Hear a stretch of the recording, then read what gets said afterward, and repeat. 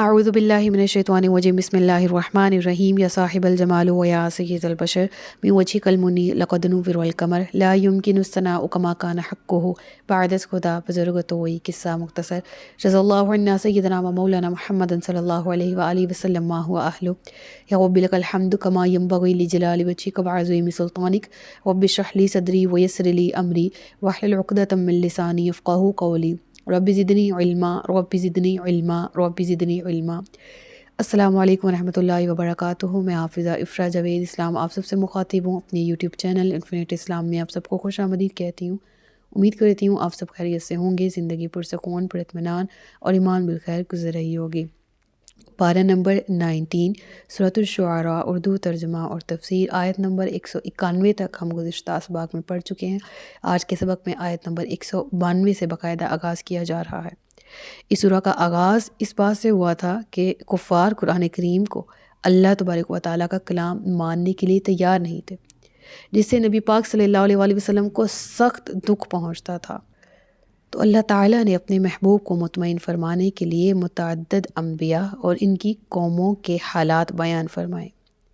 پھر اب سلسلہ کلام کفار کے انہی اعتراضات کی طرف لوٹتا ہے کہ یہ کلام کسی انسان کا وضع کردہ نہیں ہے، بلکہ اسے اس خدا نے اتارا ہے جو رب العالمین ہے۔ زمین نے یہ کتاب مقدس نازل فرمائی جو انسان کی روحانی تربیت کر سکے، جو انسان کو دنیا اور آخرت میں کامیابی سے ہمکنار کرے۔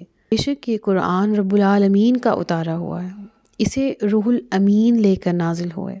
نزل بہ الروح الامین، روح الامین سے مراد یہاں پر حضرت جبرائیل علیہ السلام، یعنی جس فرشتے کے ذریعے کتاب نازل ہوئی وہ روح الامین ہے، یعنی وہ سراپائے روحانیت بھی ہے اور امین بھی ہے۔ نہ اسے یہ توقع کی جا سکتی ہے کہ اس نے اس میں اپنی طرف سے کوئی ملاوٹ کر دی ہو، اور نہ کسی کے لیے یہ ممکن ہے کہ جو چیز اس کی امانت اور حفاظت میں دی جائے وہ اس میں ادنا سا بھی رد و بدل کر سکے۔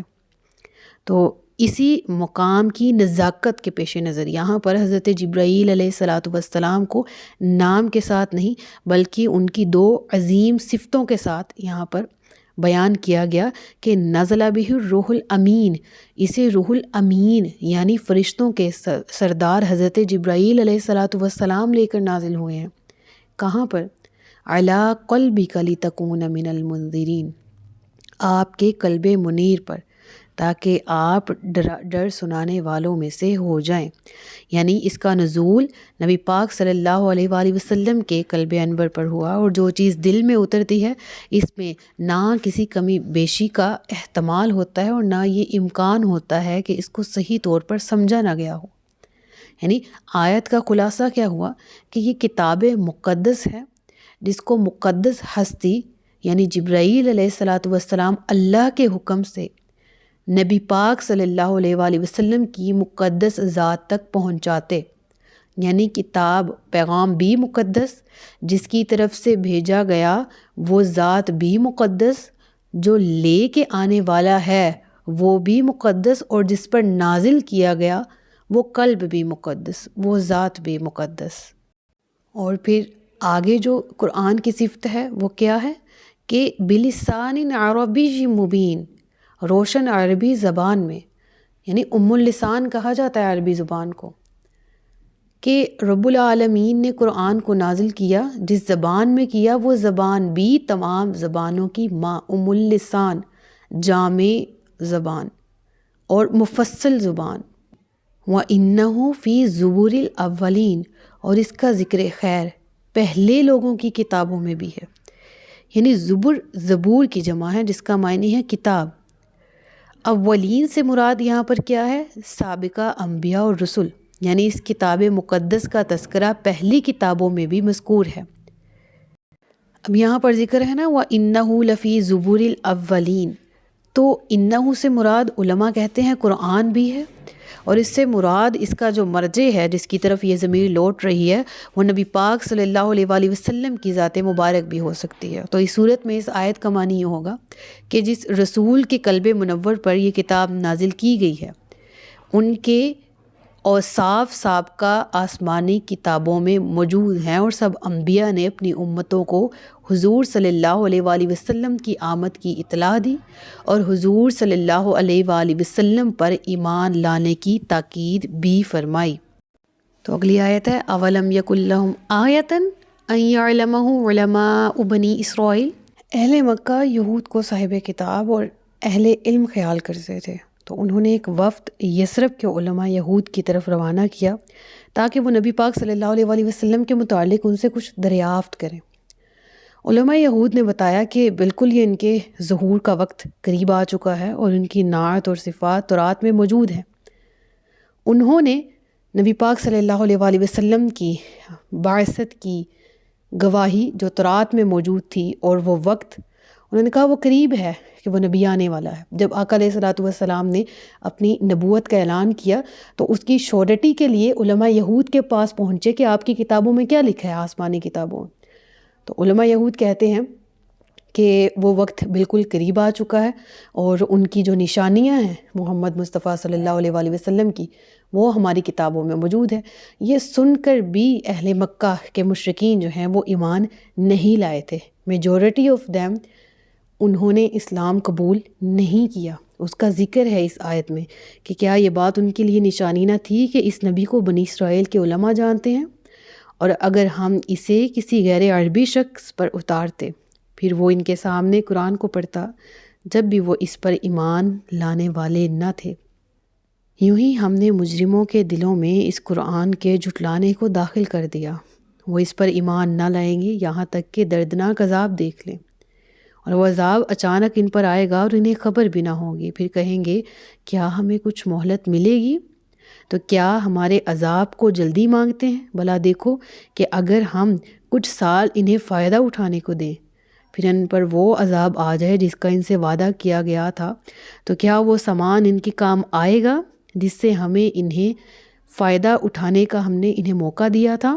ہم نے جو بستی بھی ہلاک کی اس کے لیے ڈر سنانے والے تھے، نصیحت کرنے کے لیے، اور ہم ظالم نہ تھے۔ اور اس قرآن کو لے کر شیطان نہ اترے اور نہ ہی وہ اس قابل تھے اور نہ وہ اس کی طاقت رکھتے تھے، وہ تو سننے کی جگہ سے دور کر دیے گئے ہیں۔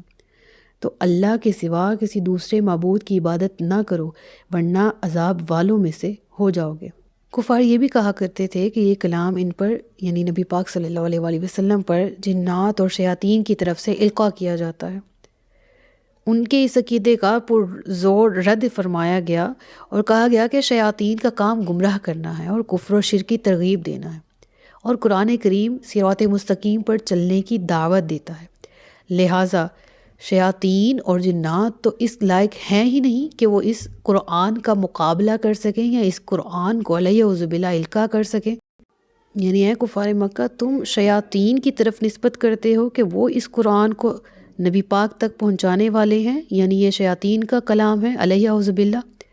شیاطین کی کیا بساط کہ وہ پردہ غیب میں جھانک کر بھی دیکھ سکیں، یعنی انہیں فرشتوں کا کلام اور اس کی گفتگو سننے سے بھی روک دیا گیا ہے۔ اگر وہ اس قسم کی جرت کرتے بھی ہیں تو انہیں شہاب ثاقب سے مارا جاتا ہے اور انہیں بھگا دیا جاتا ہے۔ اس کی تفصیلات جو ہیں وہ پہلے پارے میں سورۃ البقرہ میں جہاں حضرت سلیمان علیہ الصلوۃ والسلام کا ذکر ہے وما کفر سلیمان ولکن الشیاطین کفروا، وہاں پر اس کی تفصیلات موجود ہیں، پلے لسٹ سے جا کر سن لیجئے گا۔ اس کے بعد ذکر ہے وَأَنذِرْ عَشِيرَتَكَ الْأَقْرَبِينَ، اے محبوب صلی اللہ علیہ وآلہ وسلم اپنے قریبی رشتہ داروں کو ڈراؤ۔ اس آیت سے متعلق صحیحین میں ہے کہ جب یہ آیت نازل ہوئی تو نبی پاک صلی اللہ علیہ وآلہ وسلم کوہ صفا پر کھڑے ہو گئے اور بلند آواز سے پکارنے لگے یا بنی فہر یا بنی عدی، یعنی قریش کے جتنے بھی قبائل تھے ان کا نام لے لے کر پکارا اور سب جمع ہو گئے، یہاں تک کہ اگر کوئی آنے سے قاصر رہا تو اس نے اپنی جگہ کسی دوسرے شخص کو بھیجا کہ محمد کی بات سن کر آؤ۔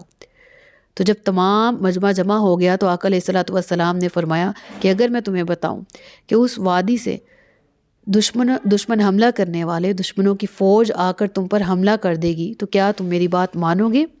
تو سب نے جواب دیا کہ ضرور مانیں گے، کیونکہ آج تک ہم نے آپ کو کوئی غلط بیانی کرتے ہوئے سنا ہی نہیں، ہمارے سامنے آپ کا کردار موجود ہے۔ تو نبی پاک صلی اللہ علیہ وآلہ وسلم نے فرمایا کہ میں تمہیں عذاب شدید کے آنے سے پہلے خبردار کرتا ہوں کہ کفر و شرک سے باز آ جاؤ اور اللہ وحدہ لا شریک کو مانو، ورنہ تمہیں بھی برباد کر دیا جائے گا۔ نبی پاک صلی اللہ علیہ وآلہ وسلم نے کوہ صفا پر جیسے ہی یہ والے الفاظ بولے تو ابو لہب جو کہ آپ کا رشتے میں چچا بھی تھا، وہ بھی وہاں پر موجود تھا، تو وہ گستاخانہ لہجے میں زوردار طریقے سے بولا۔ اس نے نبی پاک صلی اللہ علیہ وآلہ وسلم کو غصے سے پکارا اور کہا کہ تمہارے لیے خرابی ہو، کیا تو نے ہمیں آج اس بات کو سنانے کے لیے جمع کیا ہے؟ کیا تو نے اس لیے ہمیں جمع کیا تھا کہ تو یہ باتیں ہم سے کہے؟ تو نبی پاک صلی اللہ علیہ وآلہ وسلم تو اس وقت خاموش رہے، لیکن اس کا جواب اللہ تبارک و تعالی نے دیتے ہوئے پوری سورہ قرآن کریم میں نازل کی، اور وہ سورہ لہب ہے 30ویں پارے میں، تبت یدا ابی لہب و تب، یعنی ابو لہب تم نے جس طرح گستاخانہ طریقے سے اپنی انگلی ہاتھ کی اٹھاتے ہوئے میرے محبوب صلی اللہ علیہ وآلہ وسلم کی طرف اشارہ کیا، تمہارے دونوں ہاتھ تباہ ہو جائیں۔ چنانچہ ایسا ہی ہوا اور ابو لہب تباہ و برباد ہو گیا۔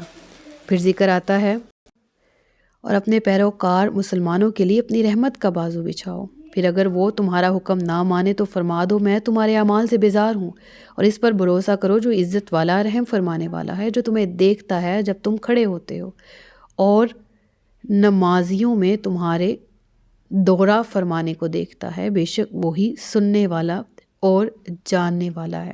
تو یہاں تک کے سبق کی تفصیلات ہم نے پڑھ لی۔ انشاءاللہ عز و جل رکوع کا اختتام ہم اگلے لیکچر میں کریں گے۔ صدق اللہ العلی العظیم و صدق رسول النبی الکریم۔ سچ فرمایا اللہ نے جو عظمت والا ہے۔ اپنا بہت سا خیال رکھیے گا، مجھے دعا میں یاد رکھیے گا۔ تاجدار ختم نبوت زندہ باد، پاکستان پائندہ باد۔ السلام علیکم ورحمۃ اللہ وبرکاتہ۔